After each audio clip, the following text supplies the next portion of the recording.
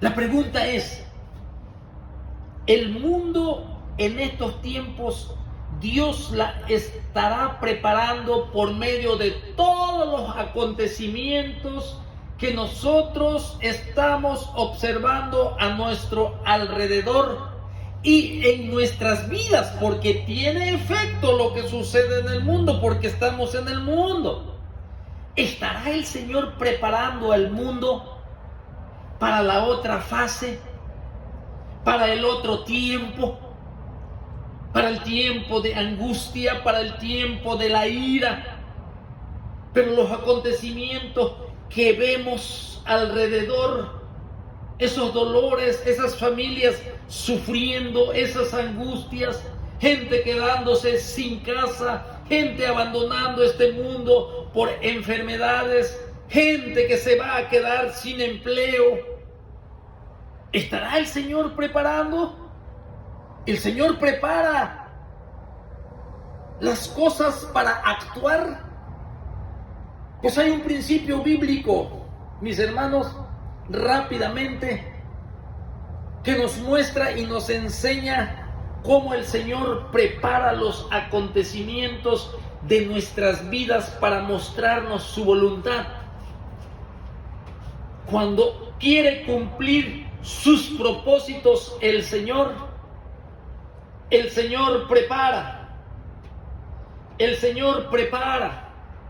los acontecimientos, porque no viene todo repentino, sino que hay una preparación. El mundo se tiene que preparar para entrar al tiempo de la angustia, para entrar al tiempo de la ira de Dios que se va a desatar sobre este mundo que ha rechazado, que le ha dado las espaldas a la palabra del Señor, que no le importa el sacrificio perfecto que perdona nuestros pecados y que nos quita la ira. La palabra de Dios eso nos enseña. En los días de Jonás, para que se cumpla el propósito del Señor de ir y llevar la preciosa semilla de salvación a Nínive. Jonás se le encomendó esta causa, así como la iglesia se le ha encomendado la gran comisión.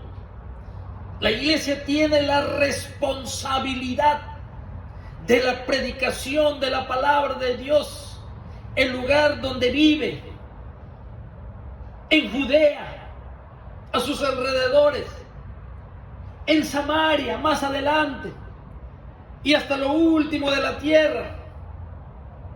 La iglesia tiene que estar involucrado en esto, porque este es el gran mandamiento. Pero si la iglesia no lo hace, el Señor tiene que hacer algo sobre su iglesia. Tiene que preparar los acontecimientos del mundo también, para que la iglesia camine sobre ella. Así como sucedió en Jerusalén, que la iglesia solamente estaba involucrado en Jerusalén, en un solo lugar, y el Señor tuvo que abrir camino, tuvo que venir una gran persecución. Muchos tuvieron que morir como mártires, así como lo fue Esteban, así como lo fue Jacobo. Y es así que a través de la persecución dieron obediencia, pero el Señor preparó los acontecimientos. Jonás no quería ir a predicar, y el Señor le preparó un gran pez. Y el Señor siguió trabajando en la vida de Jonás. Jonás, aún indignado, salió fuera de la ciudad, y el Señor dice que le preparó una calabacera. Y después que preparó una calabacera, el Señor siguió trabajando sobre la vida de Jonás para que se cumpla el propósito del Señor. Preparó un gusano, preparó un recio viento solano. El Señor tiene que preparar el campo, porque la ira de Dios está por derramarse sobre el mundo, y la iglesia tiene una gran responsabilidad, mis hermanos, Cuando una nación o una cultura se corrompe, el Señor viene a inspeccionarla.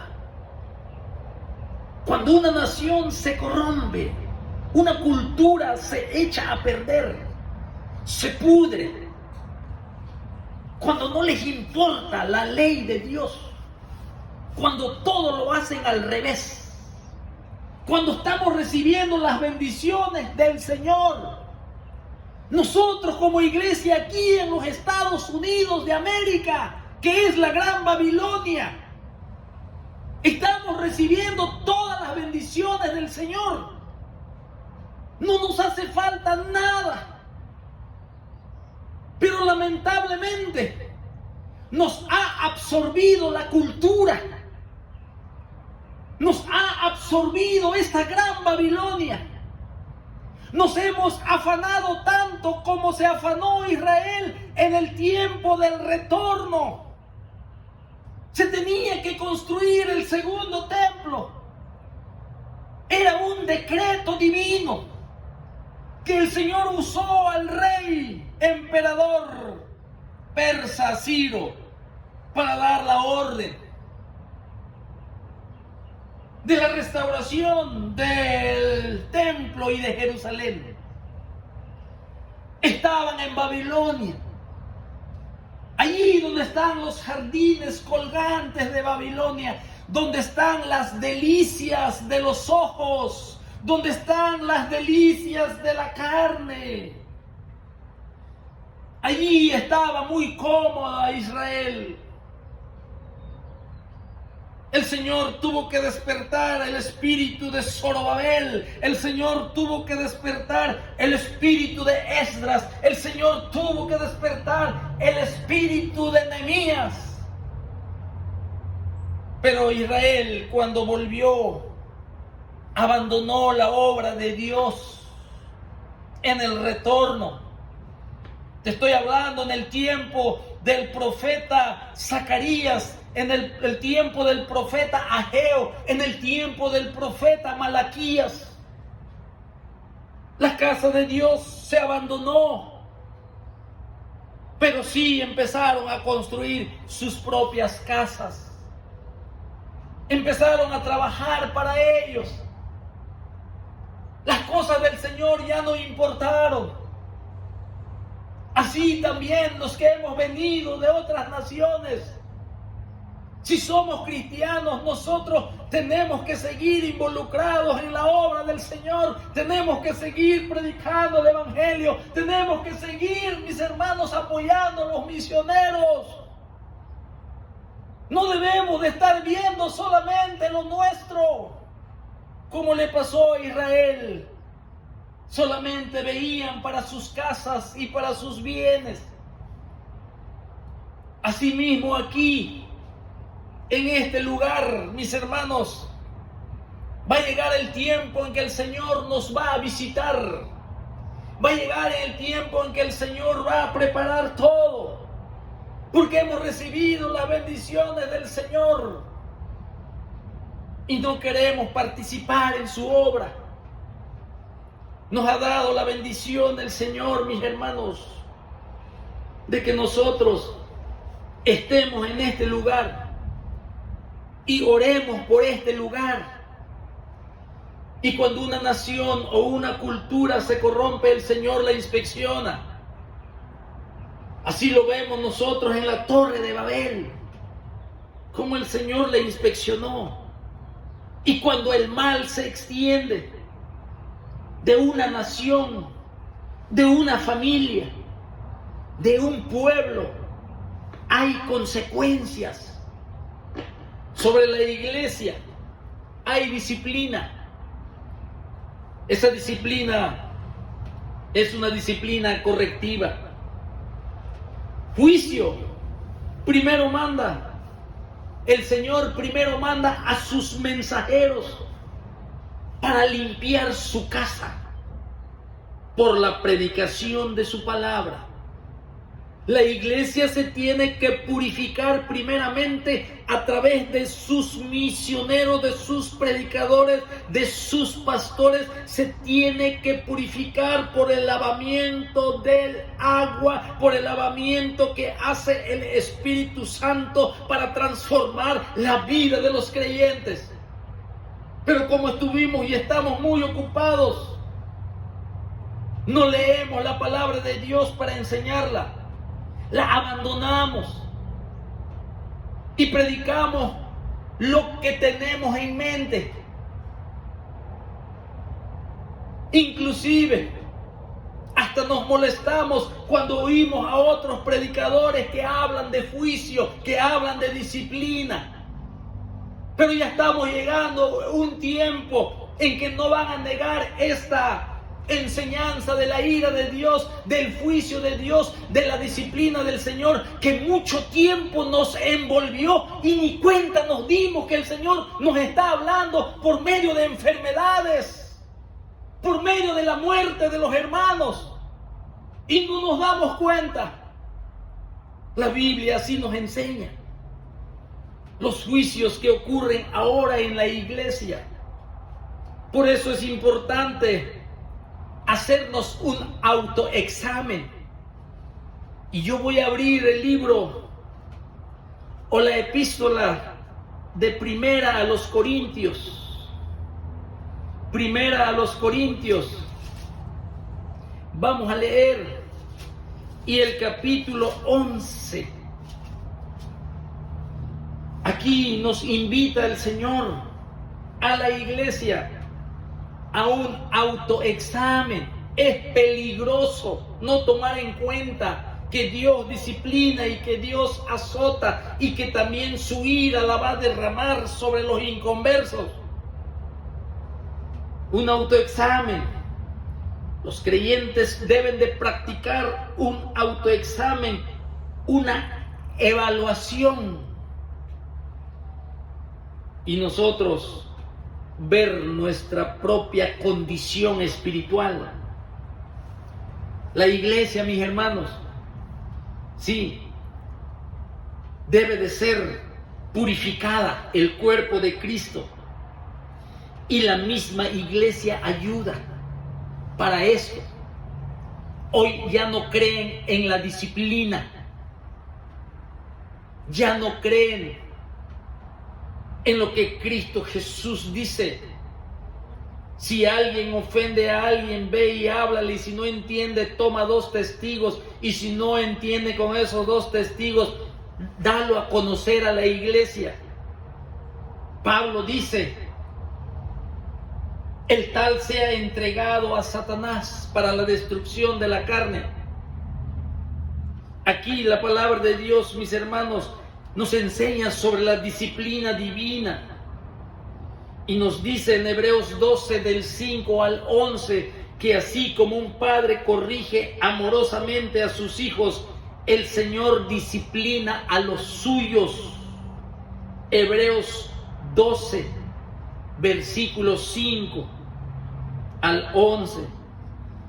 Es decir, que nuestro Señor Jesucristo, a aquellos que ya los salvó, que ya los redimió, que ya los lavó, que ya tienen el Espíritu Santo, y ese Espíritu Santo que vive en ellos los anhela celosamente. Ese es el verdadero templo del Espíritu Santo. Tus bocas ya no es tuyo, tu mano ya no es tuyo, tu pensamiento ya no es tuyo. Ahora por el Espíritu Santo amarás al Señor tu Dios con todo tu corazón, con toda tu alma, con toda tu mente, con todas tus fuerzas, y así te debes de ofrecer en sacrificio vivo, santo, agradable al Señor, como un culto racional. Eso es lo que quiere el Señor, para que cuando tú estés en su presencia, ya sea en tu vida privada o ya sea en la comunidad de los creyentes, que es la reunión de la iglesia, tu adoración pueda ser en espíritu y en verdad, y delante de toda la multitud de un mundo que no se ve, la alabanza y la gloria sea para aquel que vive por los siglos de los siglos. Por eso es el propósito, la alabanza de la gloria de su gracia, para adorarlo, para edificarnos, para amarnos los unos a los otros y para predicar su evangelio. Pero ¿cómo estamos viviendo en este tiempo? Por eso el Señor nos habla de la disciplina, nos habla del azote y del castigo para la iglesia. Ya nos enseña esto. Por eso vivimos como queremos. Por eso hacemos lo que hacemos. Por eso la iglesia se encuentra en esta condición espiritual en estos años 2025. Los culpables son los que están al frente. Los que no le dedicaron tiempo a la palabra de Dios para edificar la iglesia sobre la roca. Por eso es importante la palabra del Señor. Por eso la casa del Señor se tiene que limpiar por la predicación de la palabra. Lo enseña Efesios capítulo 5, el versículo 16. Pero si este lavado no produce ningún cambio en los creyentes, entonces la destrucción es inevitable. Esto explica por qué una buena parte de los pasajes de los profetas van dirigidos a naciones, tanto Israel como a naciones paganas en las Escrituras. Podemos ver la misión de Jonás a Asiria, Abdías a Edom, y Dios habla a todo el mundo, ¿sí? A nuestra cultura. Serán destruidos si no hay un cambio por la predicación de la palabra de Dios, porque Dios no puede ser burlado. Te voy a poner un ejemplo, la iglesia de Éfeso. Una iglesia doctrinalmente, mis hermanos, con un crecimiento extraordinario. Fue la localidad que más escuchó de la palabra del Señor por mucho tiempo. Pero la iglesia de Éfeso se le advirtió. Tú lo puedes ver en Apocalipsis capítulo 2, en donde le dijo el Señor: quitaré tu candelero de su lugar. Porque si no te arrepientes, si no vuelves a tu primer amor, recuerda de dónde has caído. La palabra de Dios dice que al paso de los años, Éfeso dejó de existir con la llegada del Imperio Otomano. La ciudad murió y con ella la iglesia fue quitada de allí. Como candelero fue removido, la ciudad se hundió y ese declive duró siglos, porque al final el juicio de Dios fue contundente, la ira de Dios fue contundente. La Biblia nos enseña, mis hermanos, que el juicio de Dios a veces tarda en efectuarse, y ahí es donde entramos en confusión. Y ahí es donde está el peligro, que comenzamos a ignorar que la ira de Dios es real, la indignación. Hasta está escrito allí en Corintios, y dice Pablo cuando le escribe a los Corintios, que te sirva de ejemplo los pecados que Israel cometió en el desierto, para que ustedes no lo repitan. El juicio, mis hermanos, si aprendemos nosotros del pasado, el presente se entiende bastante mejor. Por eso, aunque Dios se tarda en efectuar su castigo, pero siempre vendrá. Y ese juicio siempre comienza por la casa de Dios. Primera de Pedro capítulo 4 y el versículo 7. Mire qué dice. Primera epístola de Pedro capítulo 4 y versículo 7. Capítulo 4 y el versículo 7. Vamos a leer la palabra de Dios. Dice así: mas el fin de todas las cosas se acerca. Sed sobrios y velad en oración. Y luego, amados, no os sorprendáis del fuego de prueba. Primera de Pedro 4:7. ¿Es ese? Creo que no es este. Así que dice, es 17, 4:17. Dice, porque es tiempo. Primera de Pedro 4:7. Porque es tiempo de que el juicio comience por la casa de Dios.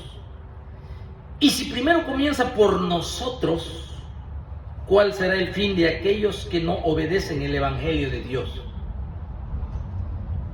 Cuando Israel fue invadida, ya se había profetizado juicio a todas las naciones. Juicio para Babilonia, profetizó Jeremías, lo profetizó Ezequiel, lo profetizó Isaías, lo profetizaron todos los profetas. Juicio también para quién, para Tiro, juicio para Sidón, juicio para Edom, juicio para Moab, juicio para los filisteos, juicio para Gaza, a todas las naciones existentes. Así en este mundo viene juicio para las naciones, pero tiene que comenzar por la casa de Dios. Y quizás el Señor ya está trabajando. Lo triste es que no nos podemos dar cuenta. Por eso, mis hermanos, quizás estamos siendo engañados por nuestro propio corazón, en donde ya nosotros estamos viendo los juicios que se acercan. Ahora,